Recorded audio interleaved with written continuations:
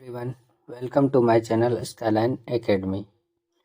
हम लोगों ने जो चैप्टर स्टार्ट किए थे वो class 10 science chapter 1 chemical reactions and equations का स्टार्ट किए थे, जिसमें से हम लोग ऐसे इंट्रोडक्शन के बारे में देख चुके हैं प्रीवियस वीडियो में। इंट्रोडक्शन के बाद ऐसा कैरेक्टरिस्टिक ऑफ केमिकल रिएक्शन के बारे में देख चुके हैं, क्या क्या कैरेक्टरिस्टिक होता है, evolution of gas, formation of precipitate, change in colour, change in temperature and change in state. इन सारे के एग्जाम्पल देख चुके हैं। उसके बाद फिर ऐसा हम लोग केमिकल इक्वेशन के बारे में देख चुके हैं। केमिकल इक्वेशन क्या होता है, लेफ्ट साइड रिएक्टेंट और एंड राइट साइड प्रोडक्ट होता है। इसके आगे जो हम लोग देखे थे वो balanced and unbalanced chemical equation के बारे में भी देख चुके हैं।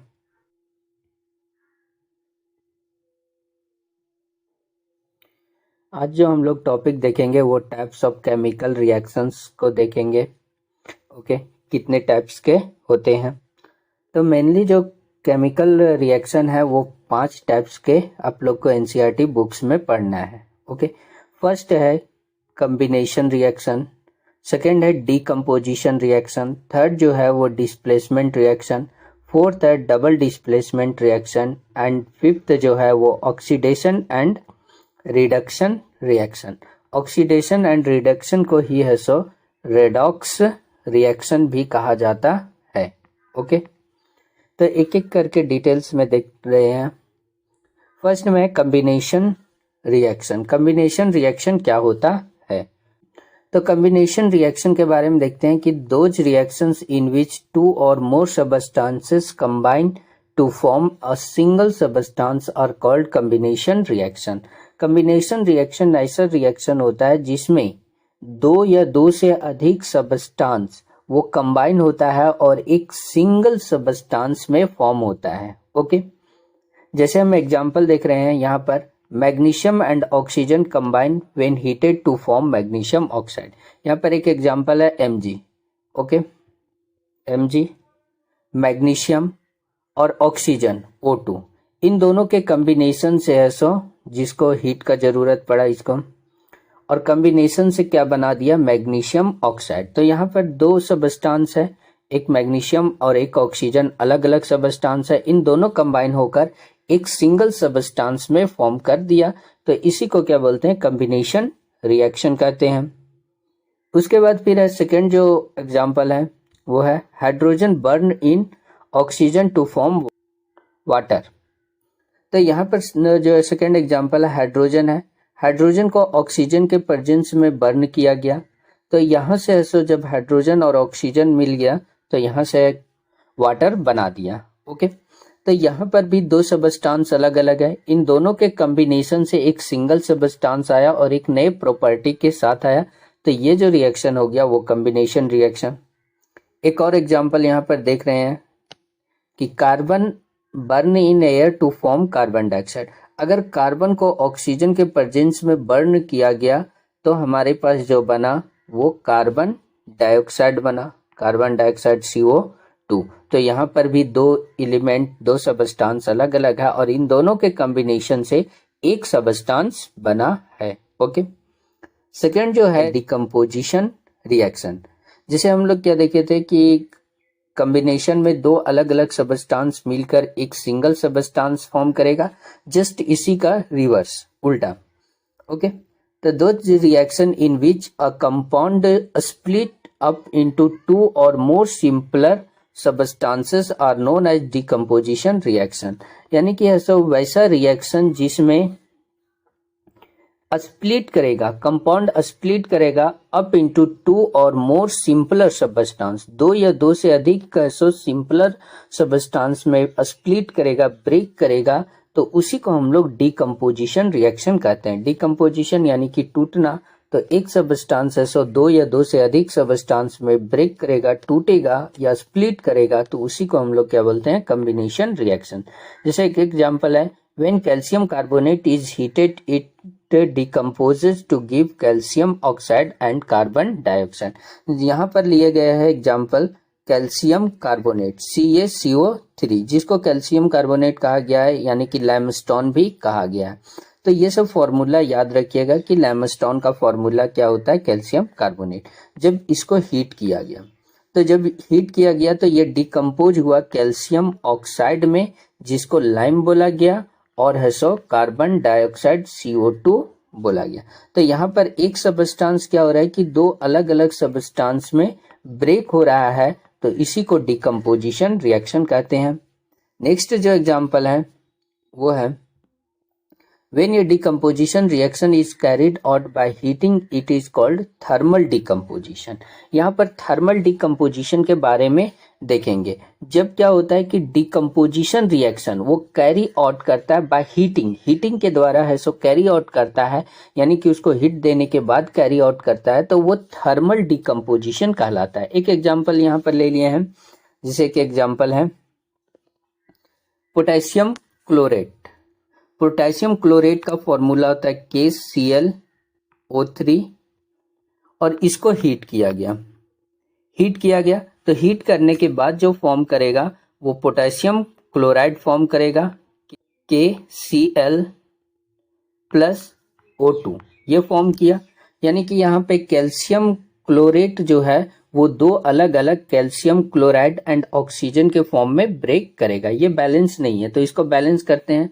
तो लेफ्ट साइड कैल्शियम एक है, राइट साइड है सो कैल्शियम एक है, लेफ्ट साइड क्लोरीन है सो एक है, राइट साइड भी क्लोरीन एक है, लेकिन ऑक्सीजन लेफ्ट साइड 3 है और राइट साइड 2 है। तो इसको पहले बैलेंस करते हैं। तो अगर हम यहाँ पे है सो लेफ्ट साइड में 2 से मल्टीप्लाई करते हैं और राइट साइड में ऑक्सीजन में 3 से मल्टीप्लाई करते हैं, तो ये बैलेंस हो जाता है। लेकिन कैल्शियम और क्लोरीन 2, इधर कैल्शियम हो गया लेफ्ट साइड और राइट साइड भी कैल्शियम 2 हो गया, तो यहाँ पर भी ऐसो 2 से मल्टीप्लाई कर देंगे तो ये बैलेंस हो जाएगा। ओके, उसी प्रकार एक और एग्जाम्पल है FeSO4 फेरस सल्फेट, इसको हीट किया गया। ओके, हीट किया गया तो ये डिकम्पोज हुआ Fe2O3 ferric oxide plus SO2 plus SO3। इस तरह से है सो स्प्लिट हुआ, 3 अलग अलग है सो सबस्टांस मिला। तो ये भी बैलेंस नहीं है, तो इसको बैलेंस करने के लिए यहाँ पर फेरम के साथ 2 मल्टीप्लाई कर दिए, तो ये अब है सो ऑलरेडी बैलेंस हो चुका है। ओके, तो यहाँ पर भी देखें कि एक सबस्टांस क्या हो रहा है कि 3 अलग अलग सबस्टांस में ब्रेक कर रहा है, तो इसको डिकम्पोजिशन रिएक्शन करेंगे। ओके, उसी प्रकार एक और एग्जांपल यहाँ पर है, जिसे हम लोग क्या करते हैं कि ऐसा when electric current is passed through acidified water it decomposes to give hydrogen gas and oxygen gas, this reaction can be represented.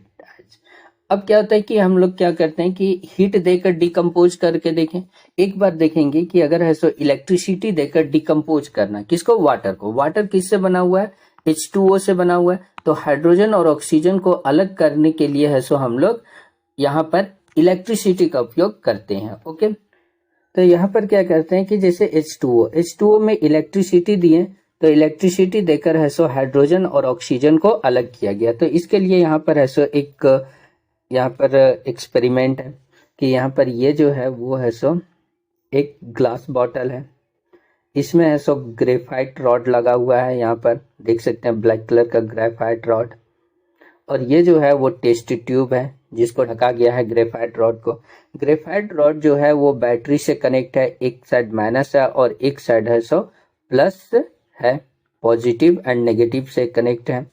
तो अब क्या होता है कि यहाँ पर देख सकते हैं, तो यहाँ पर जब स्विच को ऑन किया जाता है तो जो जल में है सो वाटर में ग्रेफाइट जो रॉड है वहां पर ये देखने को मिलेगा कि ड्रॉप बनने को मिलेगा। ठीक है, ड्रॉप यानी कि सो बूंदे यहाँ पे मिलेंगे, और वो बूंदे क्या रहेंगे, ड्रॉप जो रहेंगे।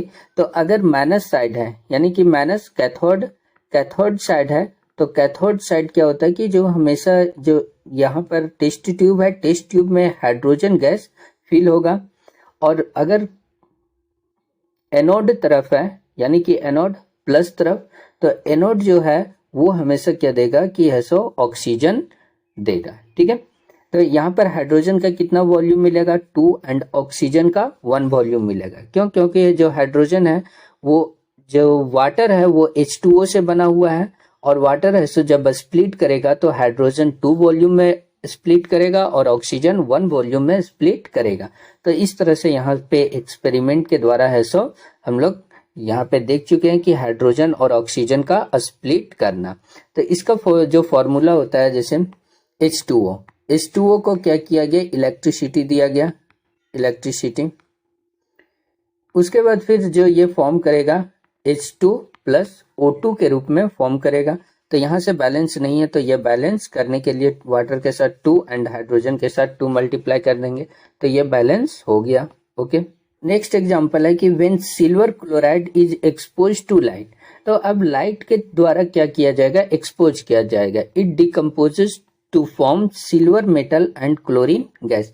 जैसे AgCl, यहाँ पर AgCl सिल्वर क्लोराइड है, इसको लाइट में रखा गया यानी कि सनलाइट में रखा गया तो Ag अलग हो गया और क्लोरीन अलग हो गया, सिल्वर और क्लोरीन अलग हो गया।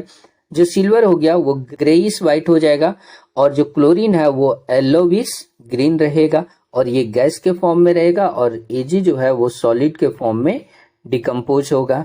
ओके, तो यहाँ पर डिकम्पोज के बारे में 3 एग्जाम्पल को देखें। डिकम्पोज जो रिएक्शन होता है, डिकम्पोजिशन रिएक्शन। तो डिकम्पोजिशन रिएक्शन का 3 एग्जाम्पल हम लोग देखें। फर्स्ट एग्जाम्पल हीट के बारे में देखें, हीट से कैसे स्प्लिट करता है। दूसरा जो एग्जाम्पल देखें वो है सो इलेक्ट्रिसिटी के थ्रू देखें और तीसरा जो एग्जाम्पल देखें वो लाइट के थ्रू देखें कि लाइट के थ्रू किस तरह से डिकम्पोजिशन होता है। ओके, नेक्स्ट जो रिएक्शन है वो डिस्प्लेसमेंट रिएक्शन है। Third reaction displacement reaction. Those reactions in which one element take the place of another element in a compound are known as displacement reaction. Displacement reaction में क्या होता है कि one element take the place of another element, यानी कि एक element दूसरे element में है सो दूसरे element को उसको डिस्प्लेस करके वो खुद उस element के साथ मिल जाता है तो उसको डिस्प्लेसमेंट रिएक्शन कहते हैं। यहाँ पर एक एग्जांपल है कि when A strip of zinc metal is placed in copper sulphate. Zinc metal को कॉपर सल्फेट में रखा गया। देख सकते हैं कि जिंक है यहाँ पर और ये कॉपर सल्फेट है CuSO4। कॉपर सल्फेट का जो सॉल्यूशन होता है वो ब्लू कलर का होता है। तो अब क्या होता है कि यहाँ पर जिंक जो है वो more reactivity metals than copper, copper से ज्यादा रिएक्टिव मेटल जिंक है।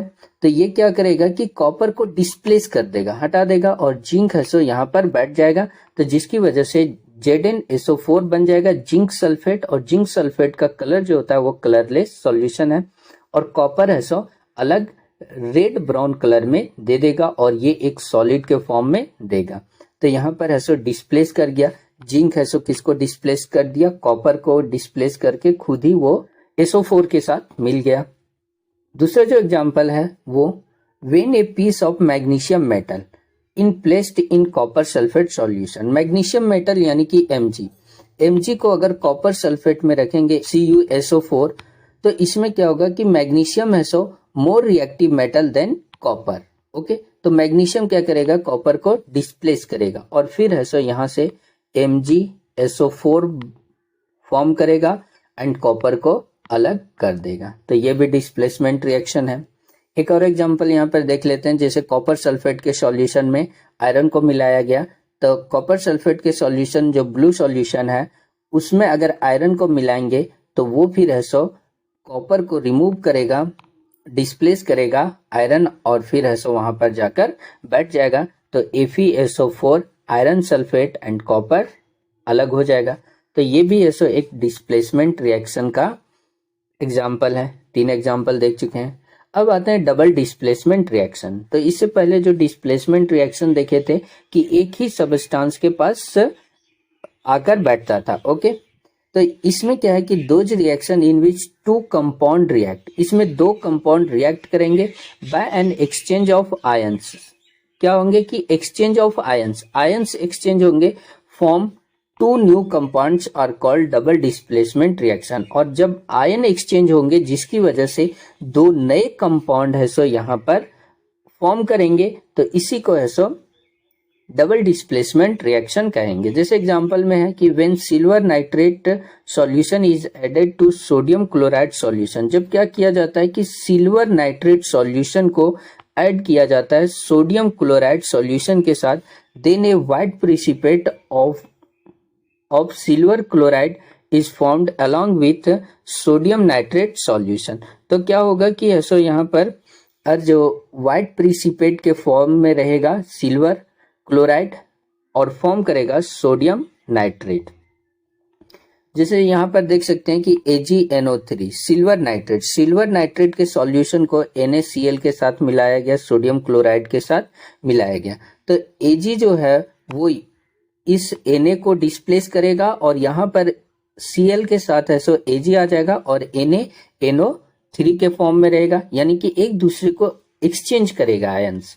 तो एक्सचेंज करने के बाद जो हमारे पास प्रोडक्ट फॉर्म होता है वो AgCl silver chloride and NaNO3 sodium nitrate के रूप में रहेगा। ओके, एक और एग्जांपल यहाँ पर देख सकते हैं। When barium chloride solution is added to sodium sulfate, जब क्या होगा कि बेरियम क्लोराइड सॉल्यूशन के साथ सोडियम सल्फेट सॉल्यूशन को ऐड किया जाएगा, then a white precipitate of barium sulfate is formed along with sodium chloride solution। तो BaCl2 अगर है बेरियम क्लोराइड, इसको है सो Na2SO4 के साथ सॉल्यूशन के साथ मिलाया गया, तो मिलाने के बाद हमारे पास जो प्रोडक्ट फॉर्म होगा वो barium sulphate and sodium chloride का होगा। तो यहाँ पर देख सकते हैं कि Na2 जो है वो Ba को डिस्प्लेस कर रहा है और Ba है सो यहाँ पर आकर SO4 के साथ मिल रहा है, तो बेरियम सल्फेट बना रहा है। Ba अगर है सो SO4 के साथ मिलेगा तो बेरियम सल्फेट, और Na2 जो है वो Cl2 के साथ मिलेगा तो 2NaCl फॉर्म करेगा। ओके, तो यहाँ पर दो बार डिस्प्लेस हुआ, दो अलग अलग सबस्टांस में दोनों जो आयंस हैं वो डिस्प्लेस किए, तो इस वजह से ये डबल डिस्प्लेसमेंट रिएक्शन कहलाया। उसके बाद है कि any reaction in which an insoluble solid called precipitate. Precipitate किसको कहते हैं? प्रिसिपेट कोई भी रिएक्शन होता है तो उसमें इनसॉल्यूबल सॉलिड, जो सॉल्यूबल नहीं हो सकता है, वाटर में जो सॉल्यूबल नहीं हो सकता है, वैसे सॉलिड को हम लोग प्रिसिपेट कहते हैं।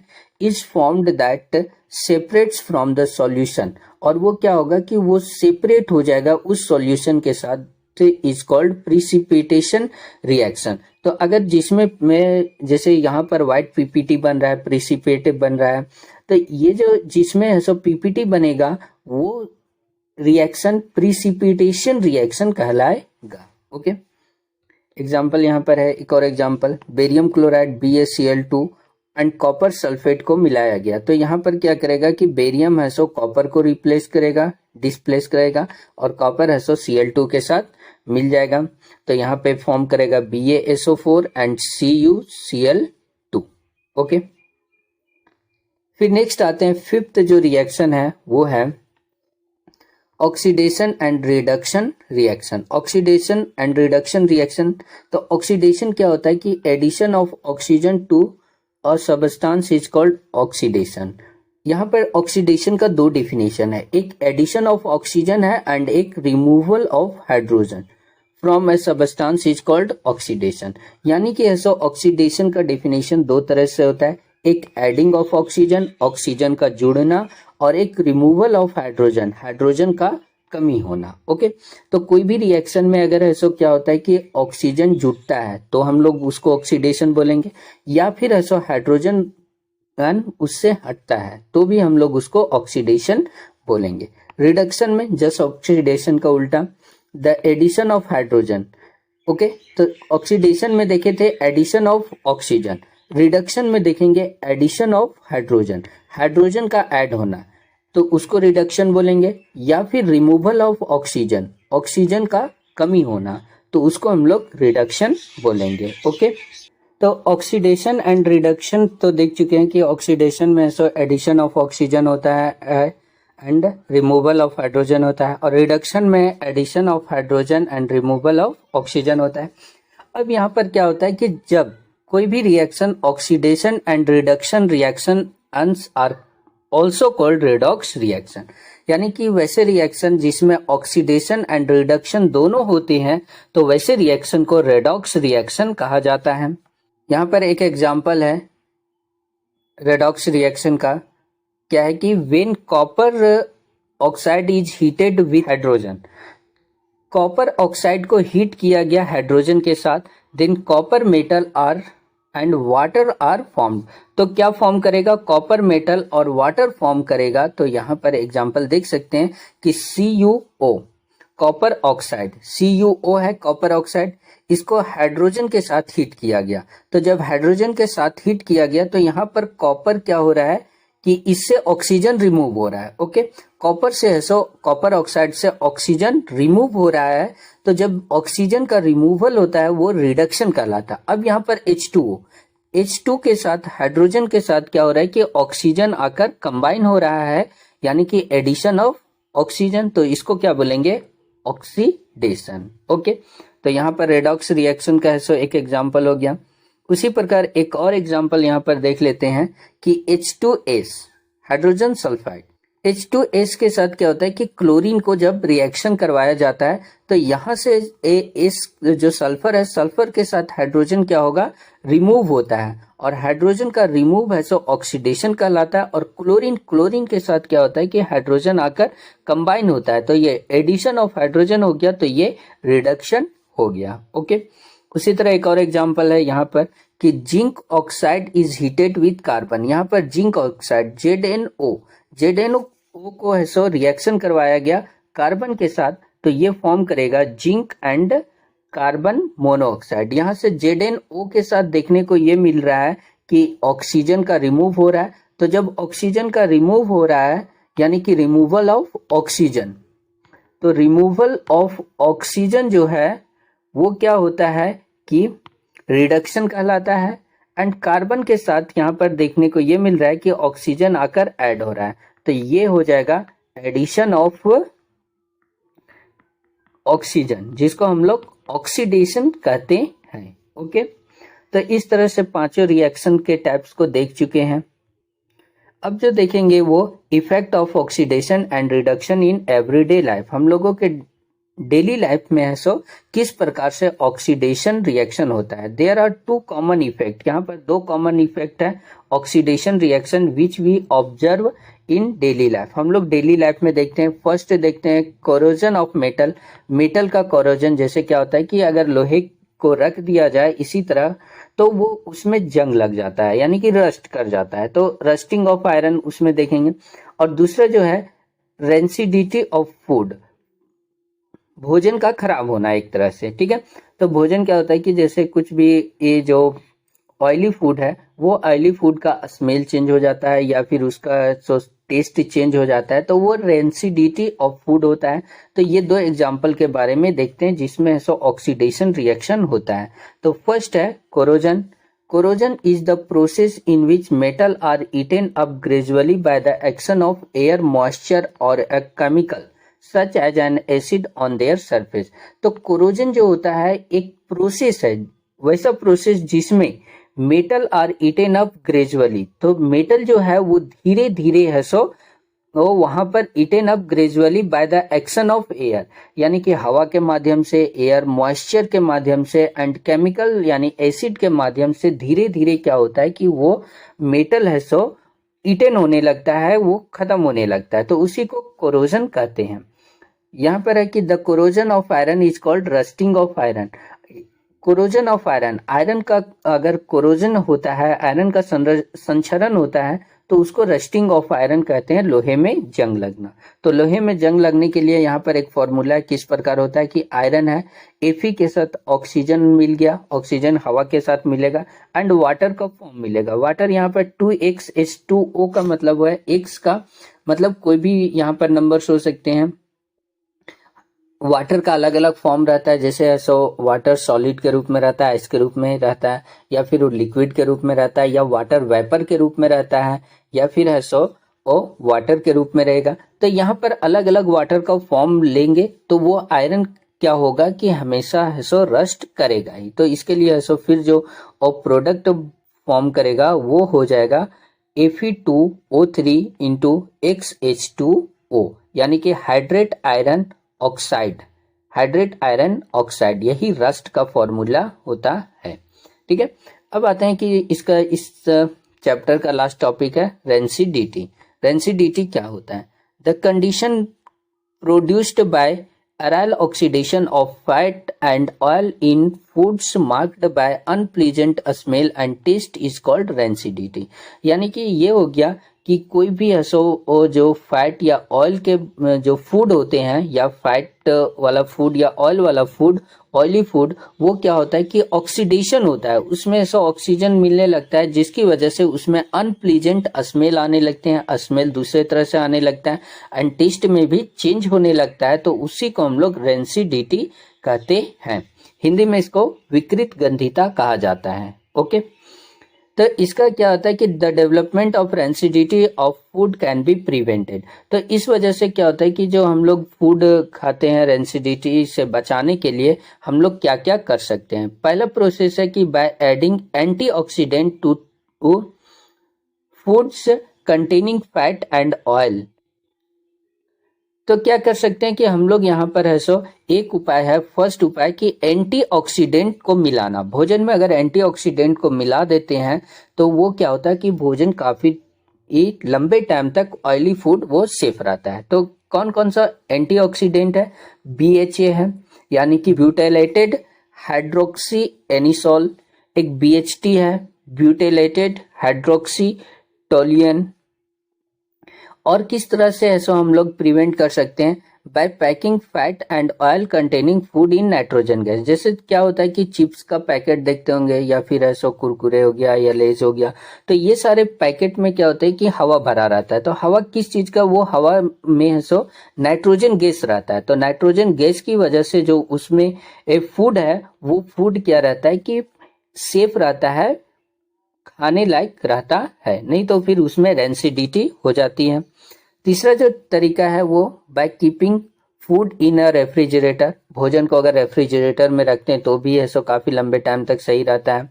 उसके बाद फिर है नेक्स्ट प्रिवेंट कि bye storing food in air tight container, या फिर ऐसा एयर टाइट कंटेनर में रखा जाता है, यानी कि कोई भी ऐसा फूड है उससे उस जिस पैकेट में रखा रहता है तो उससे सारी हवा को निकाल दिया जाता है, जिसकी वजह से वो काफी लंबे टाइम तक सेफ रहता है। और नेक्स्ट है कि bye storing food away from light. Light से भी दूर रखने की वजह से भी क्या होता है कि वो रेंसिडिटी से बचाया जाता है। ओके, तो ये जो था वो केमिस्ट्री क्लास 10 चैप्टर 1 कंप्लीट हो गया। ओके,